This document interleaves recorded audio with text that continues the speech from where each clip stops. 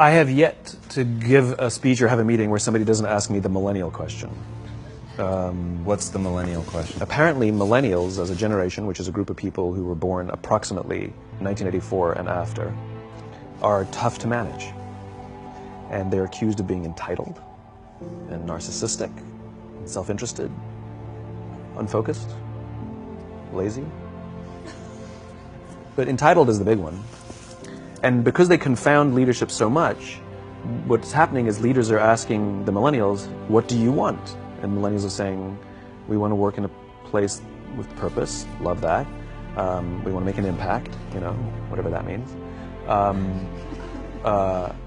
We want free food and beanbags.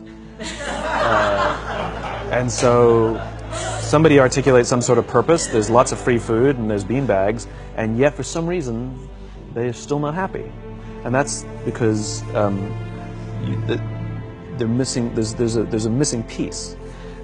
What I've learned is that I can break it down into 4 pieces, right? There are four things, 4 characteristics. One is parenting, the other one is technology, the third is impatience, and the fourth is environment. The generation that we call the millennials, too many of them grew up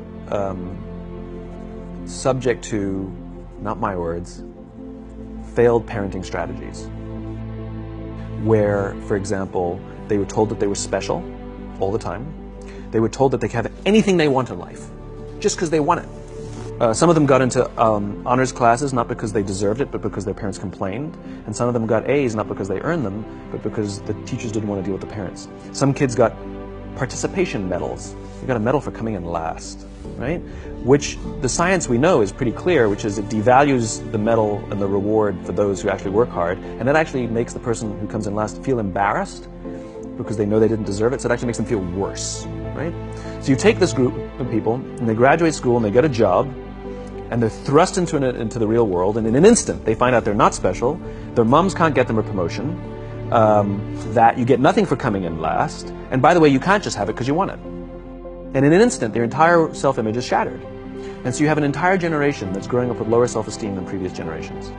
The other problem, to compound it, is we're growing up in a Facebook, Instagram world. In other words, we're good at putting filters on things. We're good at showing people that life is amazing even though I'm depressed. And so everybody sounds tough, and everybody sounds like they got it all figured out. And the reality is there's very little toughness, and most people don't have it figured out. And so when the more senior people say, well, what should we do? They sound like, this is what you got to do. And they have no clue. Right? So you have an entire generation growing up with lower self-esteem than previous generations, right? Through no fault of their own. Through no fault of their own, right? They were dealt a bad hand. Now, let's add in technology. We know that engagement with social media and our cell phones releases a chemical called dopamine.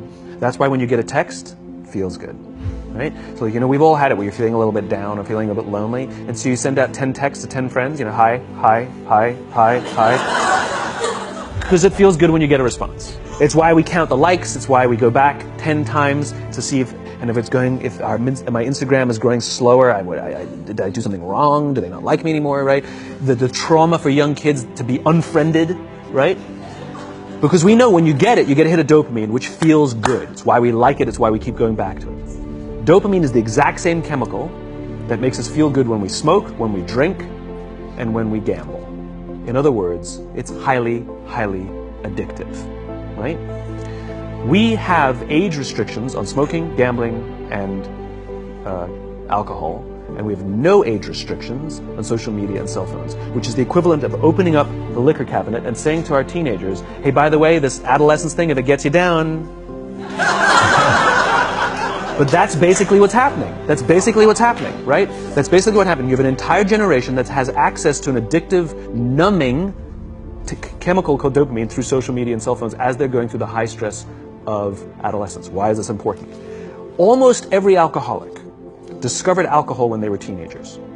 When we're very, very young, the only approval we need is the approval of our parents. And as we go through adolescence, we make this transition where we now need the approval of our peers. Very frustrating for our parents, very important for us. It allows us to acculturate outside of our immediate families into the broader tribe, right? It's a highly, highly stressful and anxious period of our lives, and we're supposed to learn to rely on our friends. Some people, quite by accident, discover alcohol and numbing effects of dopamine to help them cope with the stresses and anxieties of adolescence. Unfortunately, that becomes hardwired in their brains, and for the rest of their lives, when they suffer significant stress, they will not turn to a person, they will turn to the bottle. Social stress, financial stress, career stress, that's pretty much the primary reasons why an alcoholic drinks, right? What's happening is, because we're allowing unfettered access to these dopamine-producing devices and media, basically it's becoming hardwired, and what we're seeing is, as they grow older, too many kids don't know how to form deep, meaningful relationships. Their words, not mine. They will admit that many of their friendships are superficial. They will admit that their friends, that they don't count on their friends, they don't rely on their friends, they have fun with their friends, but they also know that their friends will cancel on them if something better comes along. Deep, meaningful relationships are not there because they never practice the skill set, and worse, they don't have the coping mechanisms to deal with stress. So when significant stress starts to show up in their lives, they're not turning to a person, they're turning to a device, they're turning to social media, they're turning to these things which offer temporary relief. We know, the science is clear, we know that people who spend more time on Facebook suffer higher rates of depression than people who spend less time on Facebook. These things balance. Alcohol is not bad, too much alcohol is bad. Gambling is fun, too much gambling is dangerous. There's nothing wrong with social media and cell phones. It's the imbalance. If you're sitting at dinner with your friends and you're texting somebody who's not there, that's a problem. That's an addiction. If you're sitting in a meeting with people you're supposed to be listening to and speaking, and you put your phone on the table, face up or face down, I don't care, that sends a subconscious message to the room that you're just not that important to me right now, right? That's what happens. And the fact that you cannot put it away is because you are addicted, right? If you wake up and you check your phone before you say good morning to your girlfriend, boyfriend, or spouse, you have an addiction. And like all addiction, in time, it'll destroy relationships, it'll cost time, and it'll cost money, and it'll make your life worse. So you have a generation growing up with lower self-esteem that doesn't have the coping mechanisms to deal with stress. Now you add in the sense of impatience. They've grown up in a world of instant gratification. You want to buy something, you go on Amazon, it arrives the next day. You want to watch a movie? Log on and watch a movie. You don't check movie times. You want to watch a TV show? Binge. You don't even have to wait week to week to week, right? I know people who skip seasons just so they can binge at the end of the season, right? Instant gratification. You want to go on a date? You don't even have to learn how to be like, hey. You don't even have to learn and practice that skill. You don't have to be the uncomfortable one who says yes when you mean no and says no when you mean no and yes when you... You don't have to swipe right. Bang, I'm a stud. Right? You don't have to learn the social and coping mechanisms. Everything you want, you can have instantaneously. Everything you want, instant gratification. Except job satisfaction and strength of relationships, there ain't no app for that. They are slow, meandering, uncomfortable, messy processes. And so I keep meeting these wonderful, fantastic, idealistic, hardworking, smart kids. They just graduated school. They're in their entry-level job. I sit down with them and I go, how's it going? They go, I think I'm going to quit. I'm like, why? They're like, I'm not making an impact. I'm like, you've been here 8 months. You know? It's as if they're standing at the foot of a mountain and they have this abstract concept called impact that they want to have in the world, which is the summit. What they don't see is the mountain. I don't care if you go up the mountain quickly or slowly, but there's still a mountain. And so what this young generation needs to learn is patience. That some things that really, really matter, like love, or job fulfillment, joy, love of life, self-confidence, a skill set, any of these things, all of these things take time. Sometimes you can expedite pieces of it, but the overall journey is arduous and long and difficult. And if you don't ask for help and learn that skill set, you will fall off the mountain. Or you will, the worst case scenario, and we're already seeing it, the worst case scenario is we're seeing an increase in suicide rates. We're seeing an increase in this generation. We're seeing an increase in accidental deaths due to drug overdoses. We're seeing more and more kids drop out of school or take leaves of absence due to depression. Unheard of. These are all, this is really bad. The best case scenario, those are all bad cases, right? The best case scenario is you'll have an entire population growing up and going through life and just never really finding joy. They'll never really find deep, deep fulfillment in work or in life. They'll just waft through life, and it'll be just, it's fine. How's your job? It's fine. It's the same as yesterday. How's your relationship? It's fine. Like that's the best case scenario. Which leads me to the fourth point, which is environment. Which is we're taking this amazing group of young, fantastic kids who were just dealt a bad hand. It's no fault of their own.